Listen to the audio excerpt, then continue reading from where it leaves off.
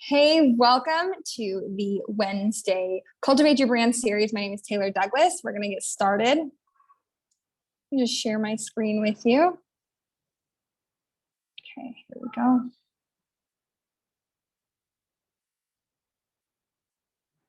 Is this the right one?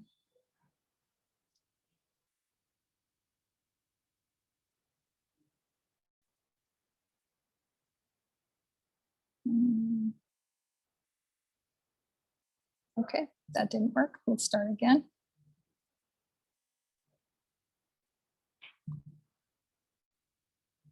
Sure. Okay. There we go. Okay, awesome. Everyone is here. Welcome. Oh, no, it was automatically. Welcome to the Cultivate Your Brand weekly series, everyone, where we talk business and leadership that reflects your vision, your values, and your voice. We do this every single Wednesday at 12 p.m. Central. And this is my passion to give you the information that you actually really need to build your business. I've been doing this for a lot of years, and it is my favorite thing to do. So let's go. So today we are talking about creating the soul of your business. Before we get started, I just want to introduce myself. My name is Taylor Douglas. I started my very first business when I joined a network marketing company in 2011, and I opened up a physical location within a month of joining, or within a few months of joining that network marketing company. Started off a shake and juice shop that I ended up having to close because I didn't have the skills that I needed to actually connect with the people who needed my products as I was 17. 2 years later, I found myself getting divorced at 19 years old when I had the opportunity to actually find myself using personal development, which is the tool that really got me out of the situation that I was in. So I just need to, hold on, I just need to pin this video. It wasn't working. Okay, here we go. Back to sharing. Thank you for being patient with me. Well, back here. Okay. And so that tool, personal development, is actually the tool that I use to pull myself out of that divorce. And not a year later, I got married to the love of my life. And we're still married 7 years later. I have a mom of 3 kids, wife to 1, only 1, because that's enough. And along the way, I got a business management degree in personal entrepreneurship and business management. I am now a speaker. I host retreats. I'm a copywriter, graphic designer, business strategist, leadership mentor, whatever you want to call me. You can call me any of those things there on the screen. My niche is my people. It's not the activities that I perform in my business. So what does it mean to you? What we're doing today, creating the soul of your business. I want you to consider, what is the soul of your business? What truly is it? If you think about us as human beings, or really any living creature, how do we bring that phase of existence? The first is conception, bringing that idea into reality. There's a moment where it actually comes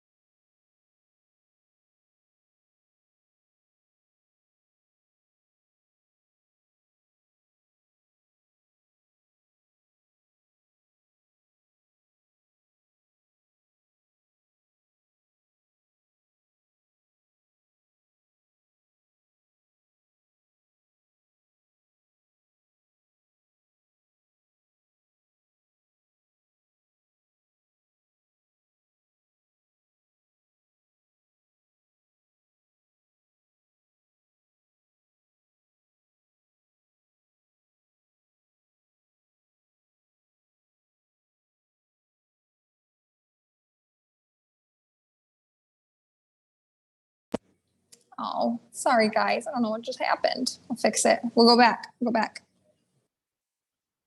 There we go. Let's go back. Thanks for letting me know. You guys are fast. You guys are good. Okay. Back to Rick. Awesome. Okay. So creating the soul of your business, what does that mean for you? I want you to consider that anything that is living is going to go through 5 phases of creation, anything that you create. And the first phase is, conception.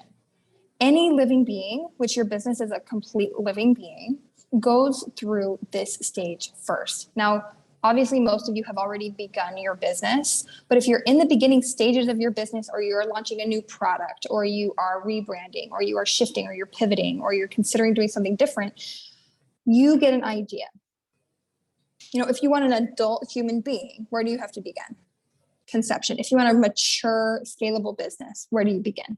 At conception. The mental, the spiritual conception, the idea. The next phase is gestation. Now, gestation is a period of time where your business goes from idea to existence. Okay, it's a time of growth. It's a time of multiplication. And whether that multiplication is actually like you actually creating things, or if it's just the idea begins to multiply in your mind so that it can actually come into existence, you get to take your business idea and what you feel you want to create and act upon it. Allow it to find form in journaling, in notebooks, in researching, in creating Pinterest boards, in having conversations, until it's the right time to physically bring that thing into existence. And at this stage, you could actually be physically creating things for your business, but everybody's business journey here is going to be a little bit different. It's a time of rapid growth. Like, think of, if we go back to a human baby or a plant, how it goes from this teeny tiny little seed into something that is a full being that can basically live on its own as long as it's still fed. Right? This goes along with the law of gestation. If you don't know what the law of gestation is, it is literally that period of time in which it takes for an idea to physically, spiritually, and emotionally bring itself into existence. I've had an idea that I've had for years about a glorious co-working space that is designed specifically to support parents inside of supporting a community. And I've had it for years, and it exists in my mind. It exists on paper. It exists in several Google documents. And I've even done presentations on this idea. I have watched other people take this same idea, not from me, they got it themselves, because ideas have their own agendas and they want to be brought into fruition. I've seen other people take this idea and create businesses that failed within 6 months. We had 2 people in a local community that I was in start a business with this same kind of concept, and they both failed within 6 months, and they no longer exist. I've seen other people show demand for it in the mom groups that I'm in. They're like, you just had a place where you could bring your kids and work, would you come? And they're like, yes, it's so needed. But nobody has actually been able to take this idea and bring it into fruition. So does it exist yet? No, it definitely doesn't exist at this point, for me. However, the right time is coming for me to actually execute on that idea. The third phase is birth. Now, compared to gestation, this is a short phase. 9 months to a baby, 9 or 10 months, right, to a normal human birth. How long is labor? It's about 3 days and maybe a few weeks of preparatory, labor or experiences. But it's a fairly short phase, and it's full of action. In your business, this means you're going to be taking a lot of action. You generally might call this your launch period before something is really out there in the world and into the growth phase. So what happens in the growth phase? When you're in the growth phase, you've taken your idea all the way through creating it and actually bringing it into the world, actually putting it out there for people to pay money for it, actually getting people to know that it exists outside of you. And once you get it through its growth period and you go through whatever you have to do to make that happen, then it can finally reach its maturity. Can you see how literally every idea you've ever had that you brought into reality had to go through this same process. So how do you actually take this process and turn it into creating the spiritual soul of your business? The first thing you need to do is, if your business already exists, that's not a problem. You can do this at any point. You need to acknowledge that your business needs to be created spiritually first, or energetically first. Your business has a spirit. Stephen Covey, author of The 7 Habits of Highly Effective People, habit 2 is begin with the end in mind. The physical creation follows the mental or spiritual, just as building follows a blueprint. If you were going to build a house, you wouldn't just go buy a bunch of wood, start sticking it together with screws and nails, because you wouldn't know where you were beginning unless you had created it in your mind and you had a whole plan. When we actually create our business and start growing it first and start trying to plan it and start trying to sell things without actually saying that this entity gets to exist, it's a little fumbly. Have any of you ever done that? I have definitely done this. I have definitely tried to launch something right after the idea period without any type of gestation, without any type of creation. And every time it has never served me. It has never gone well. And, I learned this truth. Right? Literally everything is energy, and that includes your business. And I'm not talking about the energy you put into your business, and I'm not talking about the energy you send into the universe or into, our realm here so that you can have things come to you. I mean, literally your business has its own energy. This is a quote by Albert Einstein. Everything is energy. That's all there is to it. And this is not philosophy. This is physics. They have literally proven that everything has vibration, right? This isn't like some wooey concept. And I know most of you here have an agreement to this. And if you're watching this in any other place, you have to know that this is true. They've literally proven this with science, that everything vibrates. Literally everything is energy. It vibrates at different speeds. Solid things are vibrating in a way that makes them solid, but they're really mostly empty space, which is mind-blowing. If something was like the perfect frequency vibrational match to this table, it would literally just go right through this table. So just because we haven't mastered being able to, match our vibrations to walls so that we can walk through them, doesn't mean that you can't actually just like acknowledge, that your business actually has its very own energy. And it's a really big piece to running your business as an entrepreneur who, believes in that spiritual realm. This is a quote from Robin Sharma from his book, The Monk Who Sold His Ferrari, a fable about fulfilling your dreams and reaching your destiny. It says, everything's created twice, first in your mind and then in reality. And if you've ever read the book by Elizabeth Gilbert, Big Magic, this is just a concept from our book, is like every other living creature, your ideas have desires. And I'm going to tell you, so does your business. Your business has its own desires for itself. Before I move into number 2, I want you to just consider for a second. When your business moves beyond you being like a solopreneur or you being in charge and running like a couple people on your team, think about Walmart, right? Really big company. Is the energy of that company still run by the owner or the founder? No, it's not. It definitely has its own energy. It has its own entity that it lives within, and it's no longer attached to the person who created it.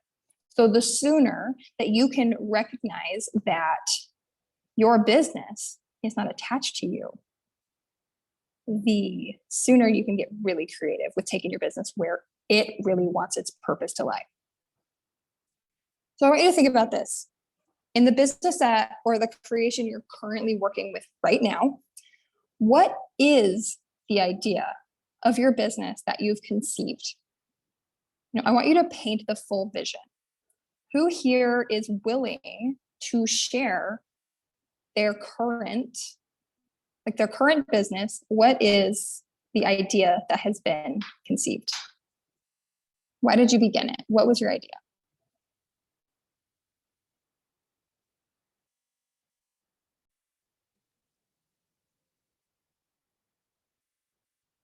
Okay, so you want to just paint that full vision of your business, including all of the things you want to exist within your business, because of your business, and really writing down all of the fine little details.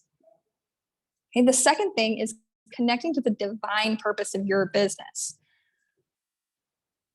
My business has shifted and changed so many times over the past 10 years, right? I started out doing health coaching, selling shake mix, right? And then moved to speaking and doing retreats. And now I'm doing this every single week. It's shifted so many times, but the divine purpose of what I created has stayed the same. The divine purpose of my business is simply to help others rise above their current circumstances. That is a divine purpose of myself and my business. And since that's my purpose that I have adopted, I install that into my business because I have chosen for my business to extend that mission from me. In some businesses, you're actually going to be creating something that has its own purpose. Right? If you create a nonprofit, that nonprofit is going to have its own purpose. If you create a coffee shop, that coffee shop is going to have its own purpose. And so given the industry and like the people that are live on this call, right, it all feels very, very tied to what we are doing. But I invite you to consider that you can actually disconnect the purpose of your business from your own purpose. There's a part of my business where I do this, right? And I do this for free and I give this information away. And there's a part of my business where people pay me thousands of dollars to build web pages, right? Where's, the purpose difference? The purpose of that piece of my business is to give people, beautiful design and marketing material that makes them feel fully self-expressed. That's the purpose of that part of my business. Where I do have the overarching, helping people rise above their current circumstances, right? There's a difference in the purpose. And so this is something that you have to, connect with your intuition. You have to journal about it and you have to ask yourself, what is it that my business desires to bring into existence? Like, what is my mission, which is definitely spelled wrong there? What is my mission and my purpose? And what is the mission and purpose of my business? Because they might be different and that's okay because your business does need its own identity. Okay, the third thing is separating your business from you. I've kind of alluded to this a little bit already. But I go deeply within this when I create a logo for a client. And so I want to talk to you about that for a second. Have you ever considered a logo and like the colors and the fonts that you pick for your business? Like literally what you're seeing right now, right? Like these fonts I have on the screen with the colors and the sparkles and the ripped pages. This is part of my brand identity. It is literally the visual identity of my brand. Nice. Yeah, it does. It did, Shauna. Your business is not you. Your business is not connected to your self-worth. Your business is not connected to, your worth as a human being. Your business is not you. You get to be separate from your business. And while it feels like if it's a business really, really close to your heart, like there's no way on earth it could possibly be separated from a business, I want to tell you that separating yourself from your business is such a gift. It is a gift that you get to give yourself because you no longer have to make decisions in your business based on you and who you are and your emotions that day and like the things you're dealing with in your life. And you can literally build businesses that can run without you because you recognize that your business is not you. When you register your business, like with your state, you're literally creating an entity, like it's its own entity. Right? You gave it conception, you gave it idea, you gave it energy. You gestated that idea and then you register your business and you're literally creating this like birth certificate for your business. That's what registering your business does, or registering your business name. It literally births your business into existence and it has a different name than you. Like you're literally giving it a name and a birthday. And this will free you up so much to actually make decisions as a business owner rather than just someone who's really passionate about the thing that they started. And there is a big difference. I have a friend he's very, very successful. He has lots of money, not like that's important to everybody, to have lots of money and have that paint what success is. But he has a ton of money, he has tons of investments, he owns lots of businesses, and he told me, he said, and this is very unexpected for him. He's a very rough around the edges kind of guy. He'll cuss right to your face. Like, he'll just tell you like you're dumb. Like, if you're making stupid choices, like, he'll just be so straightforward with you. And he told me he went to college to be a photographer. Okay. This blew my mind. Like, there is no way. Don't worry, guys. We'll be out by the 10 minutes. He said he went to school to be a photographer. And after a few years of working really, really hard to be a photographer, he got super burnt out on something he was really passionate about. And he wasn't making any money doing it. And he ended up hating the thing that filled his heart with joy. And so this separation of separating you from your business and really delineating your worth, your value from your business worth, your business value, how you want to serve people, how your business serves people, they might be the same, but they're allowed to be different. Your business might provide courses, whereas you really want to hang out with people in person, but your business you've designed so that you actually have the time to spend time with people in person without it having to be your business. This is where you actually get to choose the shape that your business takes.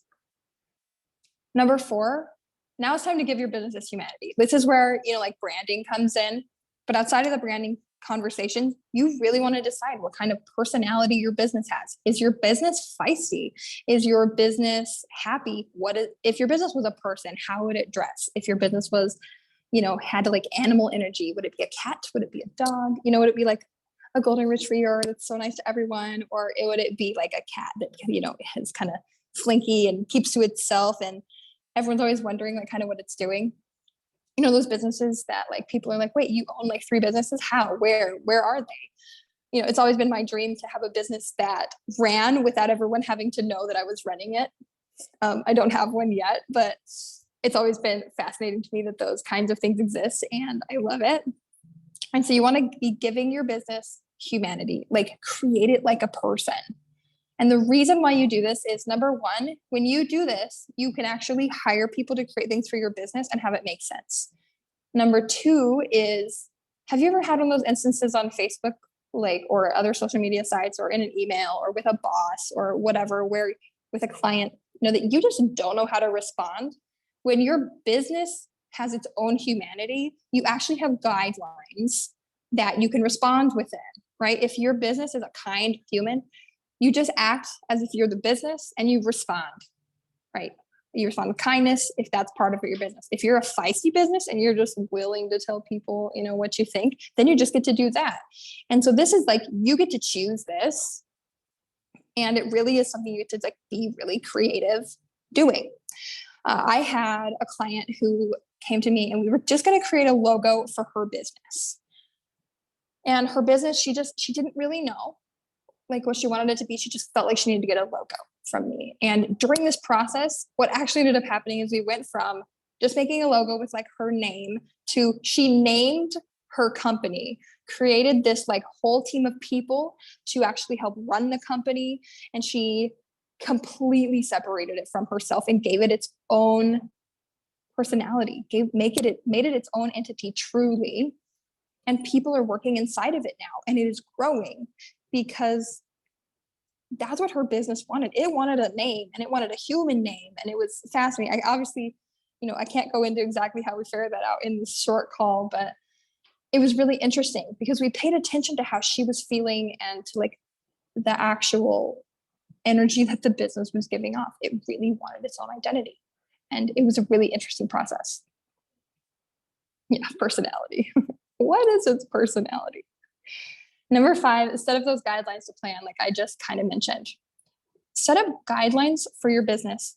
For me, you will never see me like calling out people for things on Facebook using their name. I would never do that ever because it's not in the guidelines of who I've created my business to be. You'll see me posting about certain things on social media, and they've recently shifted since I shifted back into this brand and like gave this new upgrade to my brand, right? You've seen me now talk about spirituality here in this particular call and on my social media, whereas, for the last couple of years, I didn't touch that, right? You'll see me talk about business, branding, leadership, spirituality, sometimes ADHD, this fun, wholesome humor, But do you see me post at my family very much? No, not very much, because although I'm very, very family oriented, that's not what I want my business to portray. I want my family to be safe from like all my business stuff. I want to be able to go out into the free world and keep my family safe, right? Because my family is a big, huge part of my life. They're like my number 3 motivator, like, God, me and my husband and my children, right? Like, it is so important to me. However, the other things that I've chosen are more important. So I don't post about my kids. I don't post pictures because of how I market my business. Okay. So you get to set up guidelines to plan. And the thing about guidelines is that they are like putting a fence around a playground. They just keep you safe. They just keep you in an area so that you can actually fully play without worrying about intruders, without worrying about getting lost, without getting worried about like losing your little children, or whatever. They are for you. They're not rules because you get to make them up. They're just guidelines. You can step out of them at any point in time that you want. But the guidelines can help you if you hire a team. They can help you, like Katie's on my team. And if I said, hey, I need you to post something for me, whatever, right? And I had these guidelines, she would know exactly what I would or would not talk about. When I get really fired up about things going on in the world, I don't post about them on my social media. I don't post about them in my business marketing because that's what I choose, right? If your guidelines or your business is involved in politics, then those get to be your guidelines. And so this is where you choose into that. Okay. So any questions during the last 3 minutes?